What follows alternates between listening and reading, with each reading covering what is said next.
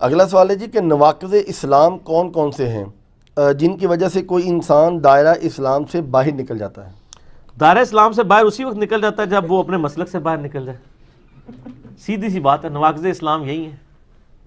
ویسے محمد عبد الوہاب صاحب کی کتاب بھی ہے نواقض اسلام, وہ انہوں نے لکھی ہوئی ہے, لیکن ظاہر ہے وہ ان کی انسانی کوشش ہے, اس میں تو بڑا انہوں نے غلو بھی کیا ہے. وہ میں اس کو ڈسکس نہیں کرنا چاہتا اس کتاب کو کہ کن چیزوں سے اسلام سے بندہ باہر نکل جاتا ہے.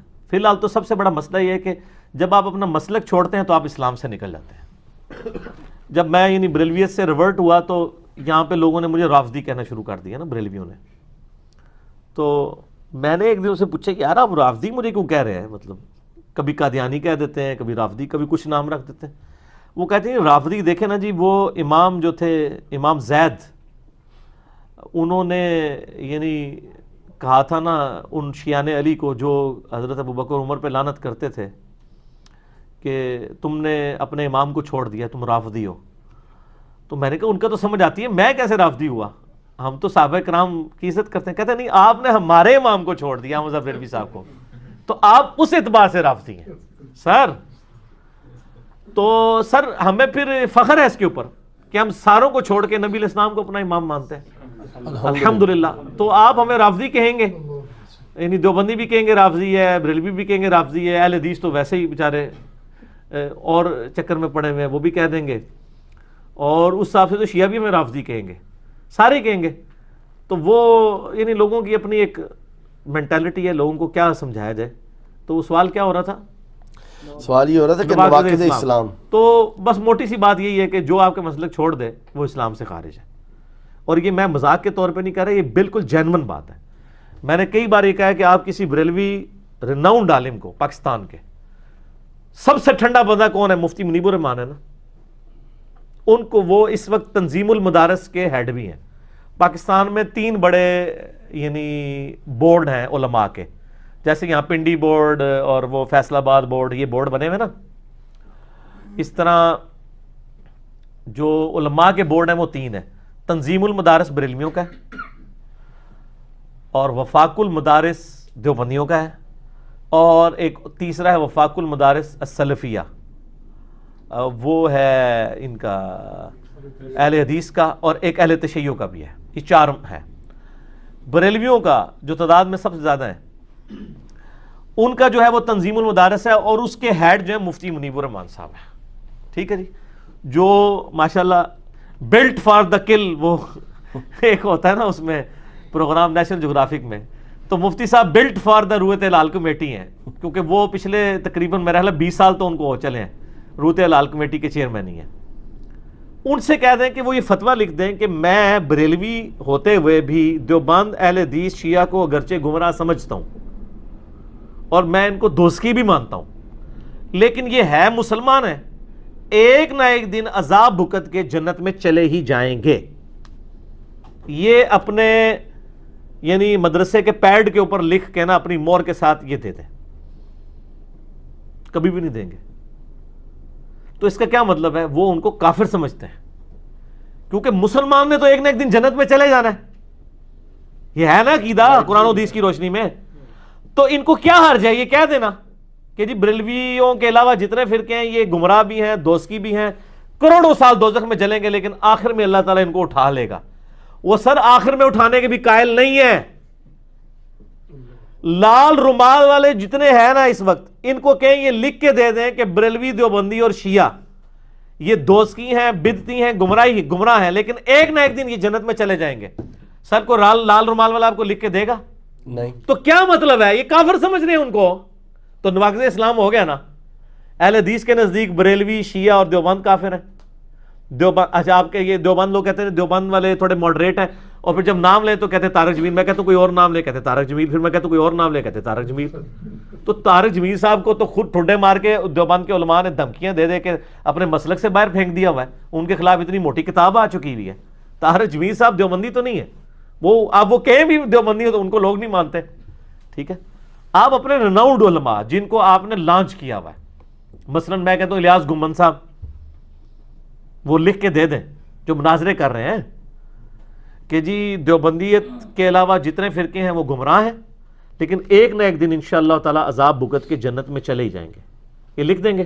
نہیں. تو سر یہ گمراہ تو انہوں نے صرف آپ کے اوپر لیبل لگایا ہوا ہے، اصل میں اندر سے کافر کہہ رہے ہوتے ہیں.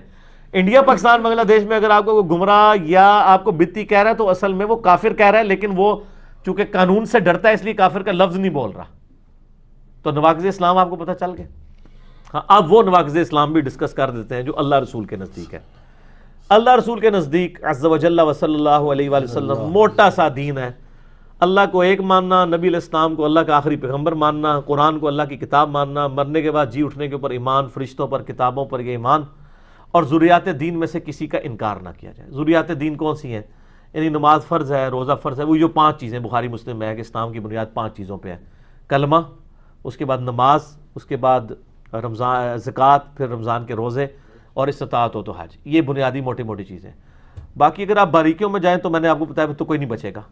تو میں اس میں ایک آسان جملہ بولتا ہوں کہ اسلام میں داخل کرتے وقت جو چیزیں آپ نے کسی سے پڑھوائی تھی نا، جب تک وہ ان چیزوں کا انکاری نہیں ہوتا اس وقت تک اسلام سے نکل نہیں سکتا. وہ آپ جب کسی کو مسلمان کرتے ہیں تو کیا آپ اس کو کیا یہ پڑھاتے ہیں لا الہ الا اللہ محمد رسول اللہ ابو بکر ولی اللہ؟ تو اب حضرت ابو بکر کا انکار کرنے سے وہ اسلام سے نہیں نکلے گا. یا عمر ولی اللہ، یا عثمان ولی اللہ، یا علی ولی اللہ، یہ تو نہیں پڑھواتے. ایون جو یہ پڑھتے ہیں وہ بھی کہتے ہیں نہیں جی یہ تو ہم ایک سلوگن کے طور پہ کلمہ لا الہ الا اللہ محمد رسول اللہ ہی ہے. نماز میں وہ بھی یہی پڑھ رہے ہوتے ہیں. تو اس کا مطلب ہے کہ حضرت ابو بکر، عمر، عثمان و علی کا انکار کر کے کوئی کافر نہیں ہوتا نا.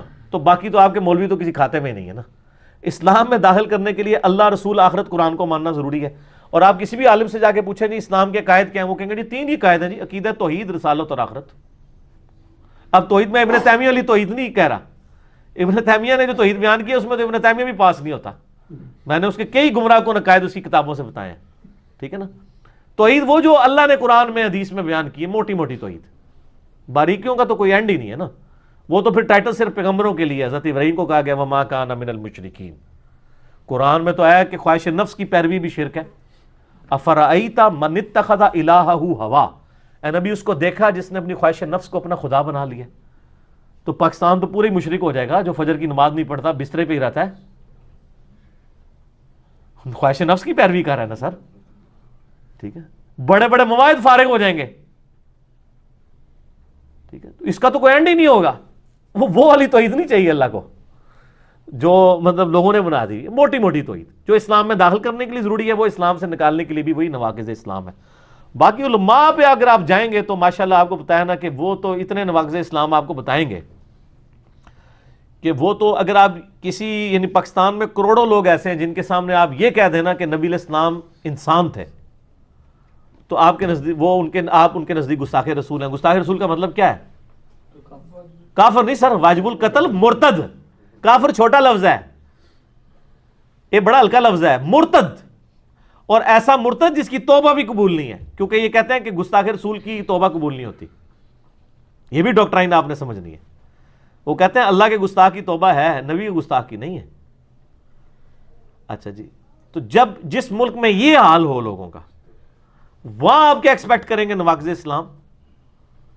تو ٹھیک ہے، ہم تو ان تلخ رویوں کے خلاف یعنی شروع سے بول رہے ہیں، اور یعنی یہ اپنے لیے ہم یعنی اس ملک کو ہم جہنم بنا رہے ہیں اس حوالے سے کہ یہ علماء نے جس طرح کے تلخ رویے پبلک کے اندر پروپیگیٹ کر دیے نا، کفر و شرک کے اور گستاخانہ رسول کا فتویٰ لگانے کے.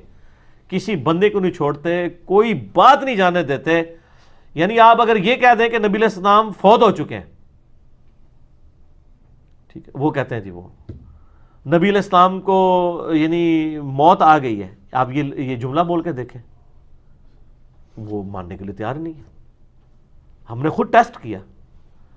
ہم نے یعنی ایک بندے کے سامنے جو کٹر بریلوی تھا یہ بات رکھی کہ ایک شخص کہتا ہے کہ نبی علیہ السلام کو جب دفنایا جا رہا تھا تو اس وقت آپ کی زبان ہل رہی تھی اور آپ امتی امتی کہہ رہے تھے. اب یہ عشق رسول کی ایک جھوٹی سی بات انہوں نے مشہور کی ہوئی، حالانکہ کہیں موجود نہیں ہے. تو بتاؤ یہ عاشق رسول ہے یا وہ عاشق رسول ہے جو یہ کہے کہ جو محمد کی عبادت کرتا تھا وہ جان لے کہ محمد مر گئے ہیں، اور جو اللہ کی عبادت کرتا تھا وہ جان لے اللہ زندہ. وہ کہتا ہے یہ دوسرا تو بہت بڑا بغیرت اور گستاخ رسول ہے. اس کو تو نہیں پتا نا کہ حضرت ابوبکر کا خطبہ ہے یہ بخاری میں، من کان یعبد محمدا فإن محمد قد مات. کیونکہ عشق کی جو ڈاکٹرائن پڑھائی ہے نا اس میں واقعی انتہائی گستاخانہ جملہ ہے۔ حضور کی میت کے اوپر حضور کے فضائل نہیں بیان ہو رہے، بلکہ کیا ہو رہا ہے کہ فوت ہو گئے ہیں، ان کی عبادت نہیں ہوتی تھی، اللہ کی عبادت کرو۔ سر کسی بھی دنیا کے بندے کی وفات کے اوپر اس کی تعریف کی جاتی ہے، اور نبی علیہ السلام کی تربیت کیا ہے کہ حضرت ابوبکر صدیق کیا کہہ رہے ہیں؟ پہلا خطبہ بخاری میں الفاظ یہ ہیں کہ جو کوئی محمد کی عبادت کرتا تھا جان لے کہ محمد فوت ہو گئے، اور جو اللہ کی عبادت کرتا تھا جان لے کہ اللہ تعالیٰ کو موت نہیں آئے گی، وہ زندہ ہے۔ مجھے بتائیں صحابہ میں کوئی حضور کی عبادت کرتا تھا؟ کوئی بھی نہیں۔ تو یہ ایک جعلی جملہ گھڑ کے بتانے کی ضرورت کیا تھی؟ اس لیے کہ جو بعد میں جعلی عاشقان رسول آنے تھے نا، ان کے منہ پہ ہم تھوپ سکیں کہ یہ نبی کی تربیت ہے۔ حضرت ابوبکر کو پتا تھا کہ پہلے انسانیت نے بہت بڑا رسک لیا ہے کہ آج اس وقت دنیا کا سب سے بڑا شرک ایک پیغمبر کے نام پہ ہو رہا ہے، کون؟ عیسیٰ ابن مریم، اور وہ شرک سامنے تھا۔